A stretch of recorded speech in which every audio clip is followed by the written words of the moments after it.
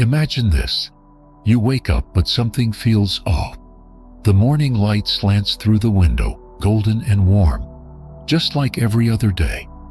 Your phone is there, within arm's reach, just like always. The weight of routine sits on your chest, a dull, unspoken urgency. You reach for the device, flick it open. News, notifications, missed messages. A reel plays before your eyes, but the faces, the words, the stories all blur together. You scroll and scroll and scroll, but then something strange happens. A glitch. The screen flickers, not in the normal way, not like a software bug or a weak connection. The entire world around you seems to stutter. Your breath catches. You glance up out the window at the city beyond. Cars moving, people walking, life pulsing. But something isn't right. You're moving, but are you going anywhere? Your thoughts are racing, but are they your own? Your attention, this force you once commanded, has become a broken mirror, shattered into countless reflections, none of which belong to you. And then a thought dawns on you. A realization so absurd, so horrifying, you almost drop your phone. You are not thinking. Not really. Not in the way you used to. Something else is thinking for you, feeding your mind, shaping your impulses, dictating what you care about, what you fear, what you crave. You try to resist, try to pull your mind out of the stream, but it's like trying to wake up from a dream where you're drowning. When was the last time you sat in silence without craving distraction? You can't remember, can you? And that's the problem. You weren't always like this. Once upon a time, boredom was just boredom, not an unbearable void. Once upon a time, you could walk through a park without the itch to capture it, to document it, to share it for validation. Once upon a time, your thoughts had depth, layers, amazing. But now everything is a flickering surface. You've become addicted, not to pleasure, not to entertainment, but to escape. Escape from what? Your own mind. And the worst part? You don't even know what you're running from. There is an invisible force that keeps you in this cycle, a force older than social media, older than technology, older than civilization itself. You can feel it in the silence, in the moments between distractions, in the weight of your own unprocessed thoughts. It lurks in the shadows of your subconscious, feeding on your fragmented attention, keeping you pacified, numb, comfortably lost. But why? Why are you so addicted to distraction? And perhaps more importantly, who benefits from it? Hold that thought. We are only just beginning. It wasn't always like this. There was a time when the human mind could sit in silence without breaking. A time when attention was not something to be spent, but something to be sharpened.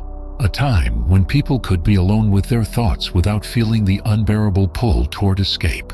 But then something changed. Something deep. Something structural. You were never told, but long before you were born, a slow and deliberate war was waged against your attention. It did not happen overnight. It did not come as an obvious enemy.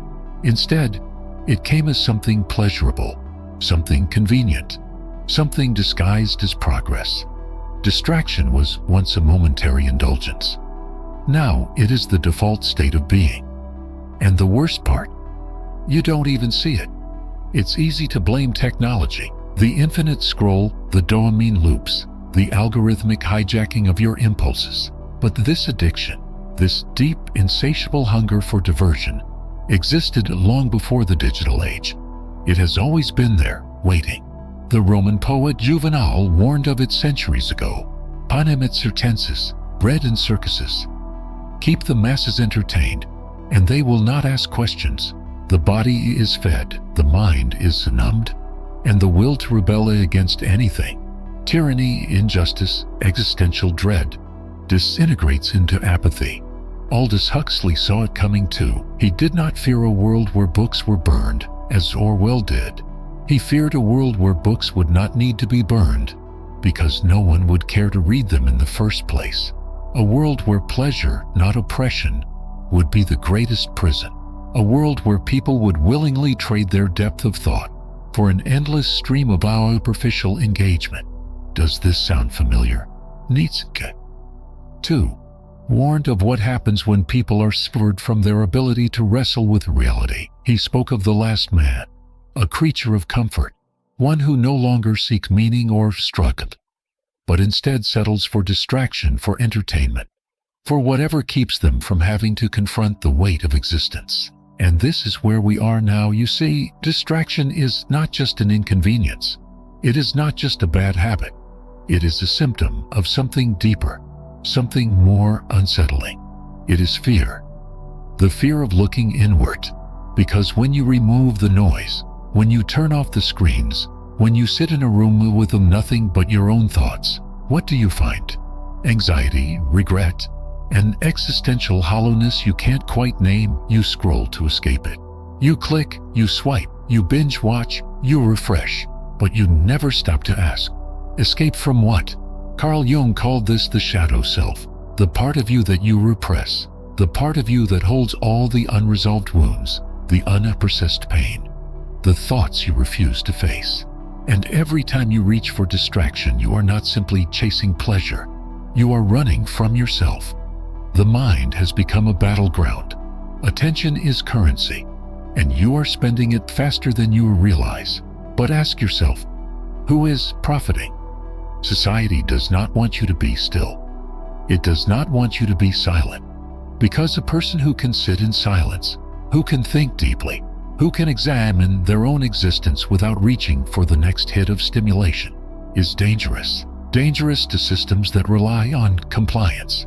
Dangerous to industries that profit from your impulse to consume.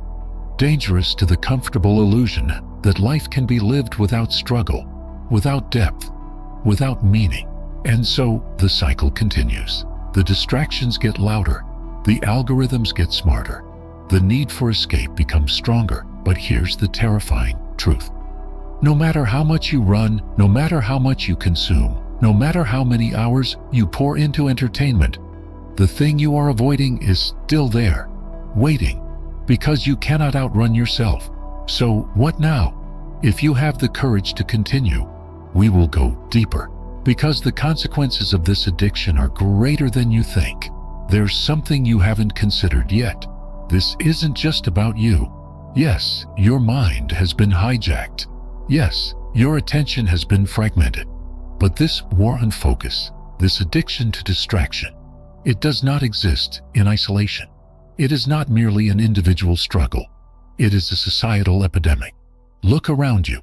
Everywhere, people are trapped in the same cycle. Heads down, eyes locked onto glowing screens. Conversations punctuated by half-hearted nods as minds drift elsewhere. A generation that cannot sit still, cannot hold a thought, cannot resist the itch to escape. And what happens when an entire society becomes addicted to distraction? It stops thinking. It stops questioning. It stops creating. It stops resisting. It stops dreaming. A distracted mind cannot rebel. A fragmented society cannot unite. A world drowning in noise has no space left for wisdom. But it's worse than that, because distraction is not passive. It is not simply the absence of attention. It is the active replacement of thought, of presence, of self-awareness. And when you are constantly being fed, when you are constantly consuming, whether it's content, news, entertainment, trivial updates, what you are really doing is surrendering the ability to meaning for yourself. You are being programmed. Every notification, every video, every article, every advertisement. Someone, somewhere, decided that this is what you should see, that this is what should take up space in your mind, that this is what should shape your emotions, your fears, your desires. And slowly, without realizing it, you become a product of these distractions. You begin to desire what you are told to desire. You begin to fear what you are told to fear. You begin to believe what you were told to believe. At first it seems harmless. A little scrolling, a little entertainment.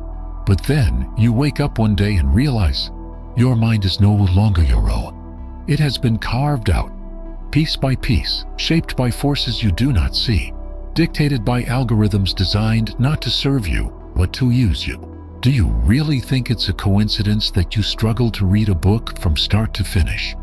That you find silence uncomfortable?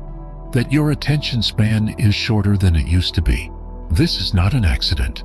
This is the unseen consequence of living in a world that profits from your distraction. Because when you are distracted, you are compliant. When you are distracted, you are predictable. When you are distracted, you are easy to control. Ask yourself, who benefits from a world where people cannot focus? Corporations, who make billions off your endless consumption. Governments, who find it easier to rule over a population too fragmented to resist. Technological overlords, who have turned your attention into a commodity, bought and sold without your consent, and all the while you feel it, don't you? The exhaustion, the burnout, the creeping sense that something is missing. Because deep down, you know, this is not how the mind was meant to function. Your brain was not designed for this level of stimulation, this constant flood of information, this endless loop of consumption. It is being rewired, reshaped, numbed into submission. And the price you pay is more than just lost time. You lose your ability to sit with your own thoughts. You lose the space where creativity is born. You lose the depth of real human connection. You lose yourself. But there is a way out, a rebellion, a way to reclaim what was stolen from you. But it will not be easy, and it will require you to do the one thing you have been avoiding all along. You feel it now, don't you? The weight of it all. The exhaustion of being constantly pulled in 1,000 directions. The quiet, unsettling knowledge that your mind, your most sacred space, has been colonized. And now a question lingers in the air, heavy and inescapable. How do you take it back? The truth is, there is no easy way. No app to fix this. No shortcut to reclaiming your attention. No quick hack to undo years, decades of conditioning. Because the only way out is through. And to break free, you must do the very thing you have spent years avoiding. You must face the silence. Sit with it, drown in it. Let it press against you like a force you cannot escape. Because that is where your mind begins to heal. Understand this. The addiction to distraction is not about entertainment. It is about avoidance. And the only way to overcome it is to stop running. But this is war.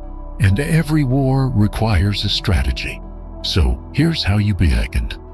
Step 1. Starve the algorithm. Make no mistake.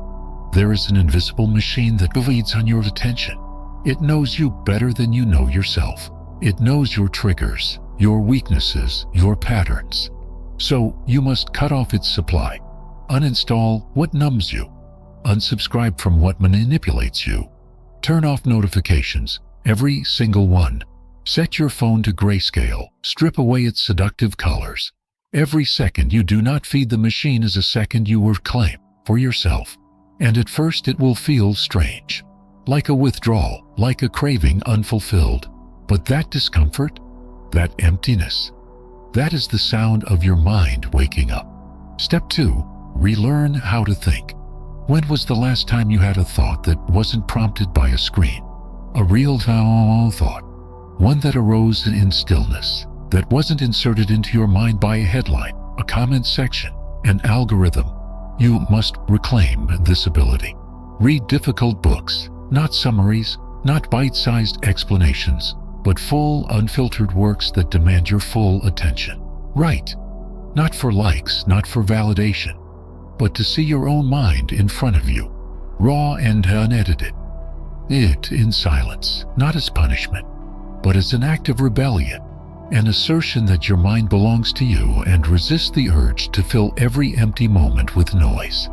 Because here's the secret they don't want you to know. Boredom is not your enemy. It is your doorway to clarity. Step 3. Rebuild your attention like a muscle. Attention is not just something you have.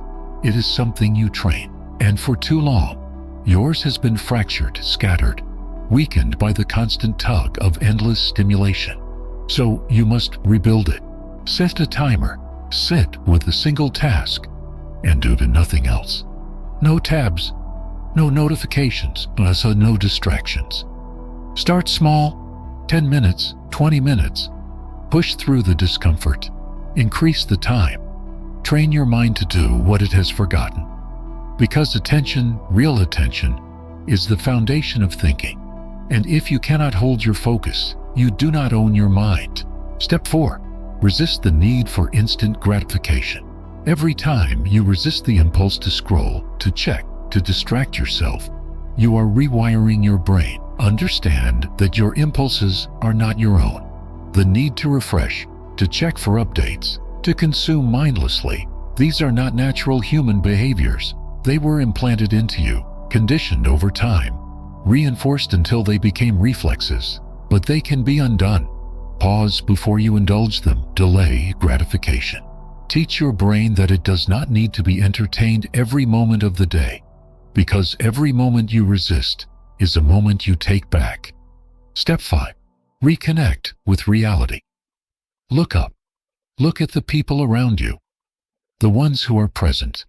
The ones who are absent even when they are standing right next to you. The ones who have surrendered their minds completely. And ask yourself, which one are you? And more importantly, which one do you want to be? This is the final battle. Because the greatest trick distraction ever pulled was convincing you that you needed it, that life was unbearable without it, that reality, unfiltered, raw, uncurated, was not enough. But it is. And the moment you realize this, truly realize it, the chains fall away, the mind clears, the noise fades, and for the first time in years, perhaps even decades, you can think again. And now here you are, standing at the edge of something vast, something terrifying, something exhilarating, because for the first time you see it clearly. The war was never just about distraction. It was never just about technology or attention spans or the algorithms that keep you scrolling long past the point of awareness. It was about you, your mind, your sovereignty, your ability to engage with reality instead of running from it. The world has conspired to keep you numb, to keep you consuming, to keep you moving through life without ever fully living it. And now you must make a choice, a real choice. Because the greatest truth of all is this: no one is coming to save you. Not some productivity hack, not some digital detox trend, not some fleeting moment of motivation. No one is coming to pull you out of this. If you do not wake up fully, intentionally, with the clarity of someone who refuses to be owned, then nothing will change. Not today, not tomorrow, not ever. Because here's the final, most terrifying realization. Distraction is easy. Awareness is painful. You were conditioned to run from stillness, because stillness forces you to confront yourself. And what if you don't like what you find? What if beneath the distractions and beneath the noise, beneath the endless cycle of consumption, what if all that remains is emptiness? Would you have the courage to face it? Because that emptiness is not the enemy. That emptiness is not something to be filled. That emptiness is space, space to think, a space to grow, a space to become. You have been taught to fear that space. But in truth, it is the most powerful thing you possess. Because in that space, you can finally ask the real questions. Who am I? What do I want?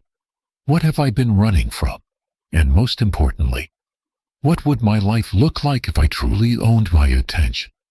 Not just for a moment, not just for a day, but forever. Because this isn't just about breaking free for a little while, only to fall back into the cycle. This is about something much greater, something radical, reclaiming your mind. Because in a world designed to keep you distracted, a focused mind is an act of revolution. And now you stand at the threshold. The door is open. The chains are loose. The world waits. What will you do with your freedom? Or better yet, will you take it at all?